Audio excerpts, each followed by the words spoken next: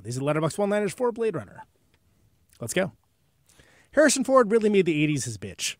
Mm-hmm. Amen. Yeah. Faux show. Watched with Noonie as a tag. I don't know who Noonie is, but I'm probably their grandmother. Yeah.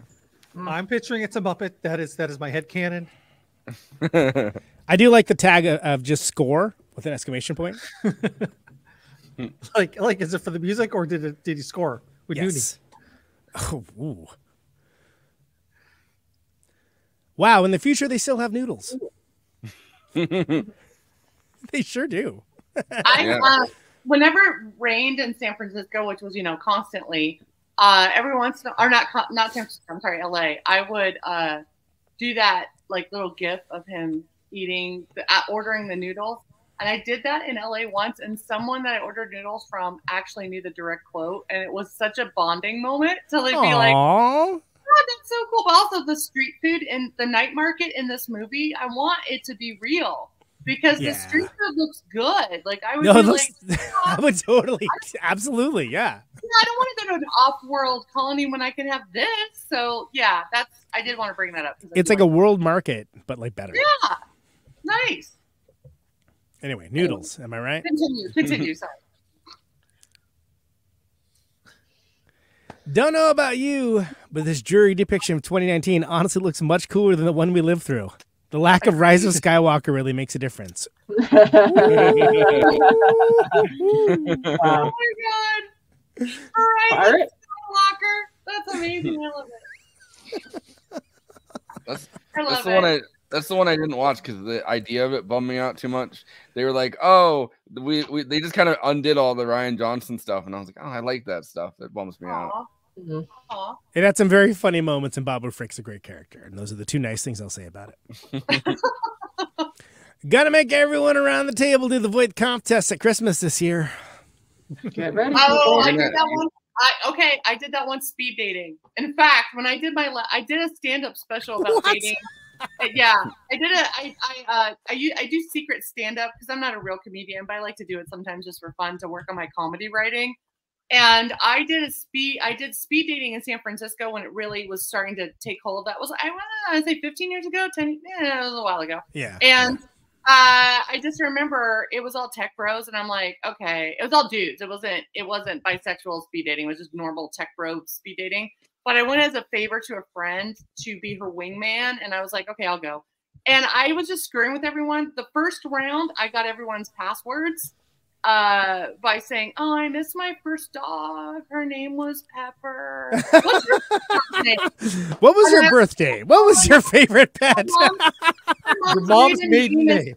My mom's maiden name is so weird. It's like Garamoni. What's your mom's maiden name? Like I literally got everyone's answers for all their password questions. And then the second round of speed dating was just the voight comp test verbatim. And only one guy figured out what I was doing with the voight comp test, and I bought him a drink afterwards. I was gonna say that's like you found your people at that point. Yeah, exactly. Or did you? I don't know. Anyway, that's my voight comp test in dating. There you go. It's good to see who's a replicant and who isn't when you're in the dating market. Yeah, especially in San Francisco. I remember. Oh, Conan. Really made me want a Coca-Cola. Yo, that billboard is like iconic in SF. It's like a Coca-Cola billboard. Every time I drive past it, even now, I'm like, that's the Blade Runner billboard. It's crazy to like see the Coca-Cola fucking like the fucking sign or whatever, like the same week Henry Kissinger dies, and think like at the end of the world's a dystopia at this point. It's like decades later when they actually make it, right? And it's like, yeah, the one company that really survives at that point really will be Coca-Cola. Like, the U.S. government will not let Coca-Cola. I'm drinking it right now. I guess I should do a little product placement, right? All I do is drink Coca-Cola. So here we go. Same. We're an RC Cola shop. Is RC Cola even still a thing? It probably isn't. Yeah, I think it is. All right. Anyway. There's like a lot of off-brand colas that still. RC. I don't blame you, Deckard. I get it. Wait, which part? Oh, no, that's a good question. What part are we getting? Well, it's a one-liner. We're not asking them to write an essay. Oh, okay. Yeah. It was a part with the glory holes. And the Andy, come on. It's got an emoji with sunglasses on, smiling. For the people listening on podcast. Thank you. There we go. There we go. Good times. Even at the end of humanity, they'll be playing Coca-Cola ads, which goes back to what you were saying. They will. They will. And I'm glad. I'm glad that of all the things we can survive the human race, it's soda. It's going to be like cockroaches and Coke. Thank God. So does the thing that does, it corrodes the inside. It corrodes everything, right? Like, I'll give you a little dystopian situation. The latest Coke, I think the latest Coke billboard in Tokyo is promoting Coke Plus, and Coke Plus it has a. I don't know how to explain it, but it has let's just say it has a probiotic type of thing attached to it now, so you can empty your bowels quickly. There you go. I'm not joking. Coke Plus is for. Is that a euphemism? I don't know what the word is. What do you call it? Laxative? Laxative. There's a laxative in Coke Plus. So I'm just saying that right now. But that's the number there used to be a laxative in Coca-Cola too. They called it cocaine. They sure did. Let's bring that back. Yes. I think if the world is gonna continue to get worse like this, they should the one thing that they should give people as like a thing to make them more productive and to give them like a little bit of a pick me up is they should put like a little bit of cocaine back in Coca-Cola. Be like, look, the world's gonna just keep getting worse from here, but we could call it Victorian Coca-Cola or Coca-Cola Original OG Coke and just put in some opium and laudanum and Coke and that really is just our version of the empathy box in Electric Sheep. They're like, look, we're gonna make you feel feel a little high from Coca-Cola. There you go. I like the way you think. That's good. Someone listening, make that happen. We're an idea factory out here. All right, next. To Deckard's credit, I too would be shit scared if a replicant wearing nothing but boxers started chasing me around. Yeah, that is kind of like, and he pops up like fucking Jack in The Shining too. He pops his head through the window at one point, and he's like. Also, you just described where I live in North Hollywood, so that's actually happening now. It's just LA now. Every time I watch this, I'm like, okay, I live in LA now. It's way past the year Blade Runner is that was supposed to occur.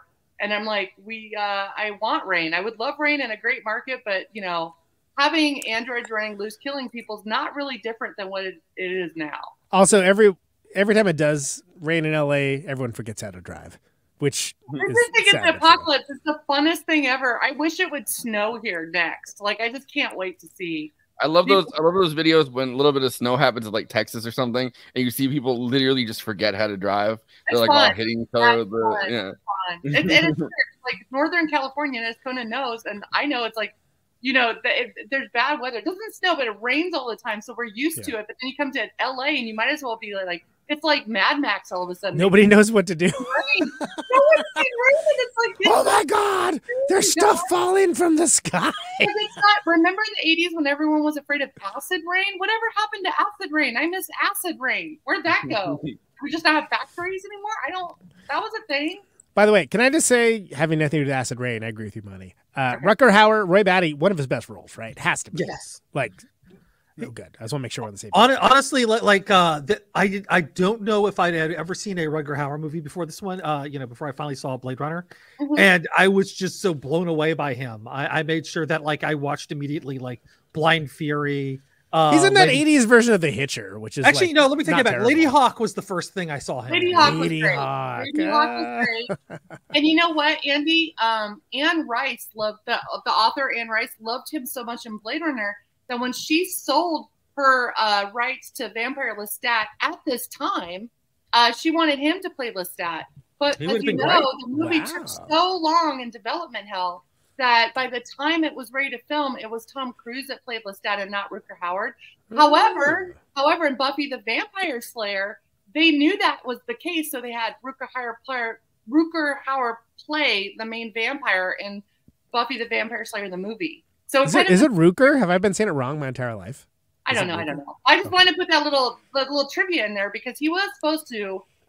That performance in Blade Runner impressed so many creators and people that so good and more stuff. It was just development hell for a lot of these things that didn't end up using him. So, and one of the best like justifiable baddies in science fiction too, right? Where it's like, yeah, he sucks and he's doing all these terrible things, but like, look at like this hand he was dealt. It kind of blows, dude. Yeah. I don't know. The more I watch Blade Runner, the more I kind of sympathize. Identify with the replicants. Yeah. No, replicants did nothing wrong except for shave their eyebrows. They just exist. They just exist and want to exist longer. That's all they want. That's all they want. And I don't see why not. Exactly. They couldn't. I mean, why not?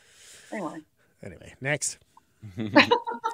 I love that Deckard has this ultra complex enemy of the state-esque computer that can 1,000 times zoom in, rotate and curve within the space of a two-dimensional high-def 4K image. But when he goes to print the picture, it just gives him this shitty low-resolution Polaroid.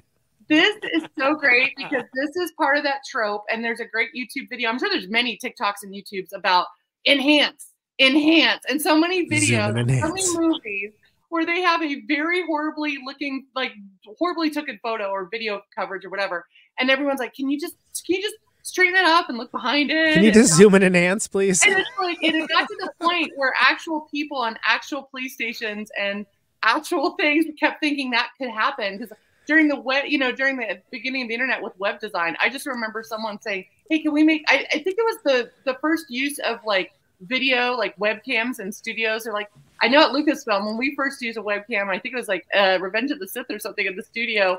It was a Gen 1 webcam. It was not this futuristic thing. And I just remember people going, "Hey, can you zoom in on this and enhance it?" And I'm like, no, you cannot, because that does not exist yet. I have been in the room with law enforcement officials when somebody, an executive, asked to have something zoomed in and enhanced, and the silence was so pregnant, and so fraught, and then somebody was like, "We don't have the ability to do that, sir." Yeah, it's fun. It's fun how much people think that actually does exist, but I do wonder, is this the first movie that does that though? Oh, is it? Bill, can we hack into the mainframe and get that information back? I feel like it was the first movie you did it, but I could be wrong. But I think it is. It's all Blade Runner's fault. There you go. Right. Another Blade Runner first. Next. And thus, Hot Topic was born. Oh, no. Plan 9 from Outer Space. That's how Hot Topic was born. Come on. Really? Vampira, that's Hot Topic. Well, we celebrate Vampira in this household. Don't get me wrong. I'm just saying. Technically, wouldn't it be Forever 21? Because you're Forever 21 as a replicant? No, they're talking about the style. They're talking about like the cool accoutrement is what we're talking about. I don't remember seeing these clothes in Hot Topic. Look, take it up with Dakota Joaquin. It's not much. I'm sorry, Dakota Joaquin. Thank you for the raid, Ravana. Everyone in the future is miserable with a great coat. Agreed. Oh, I just called out for NCIS instincts. Thank you, Chapter All right, 1. those are the Letterboxd one-liners for Blade Runner. Please follow the show. We have an HQ account, Movie Night Extra. Follow us on there. We're doing all kinds of cool stuff. I'm mostly me and Jay Underworld and I can't point.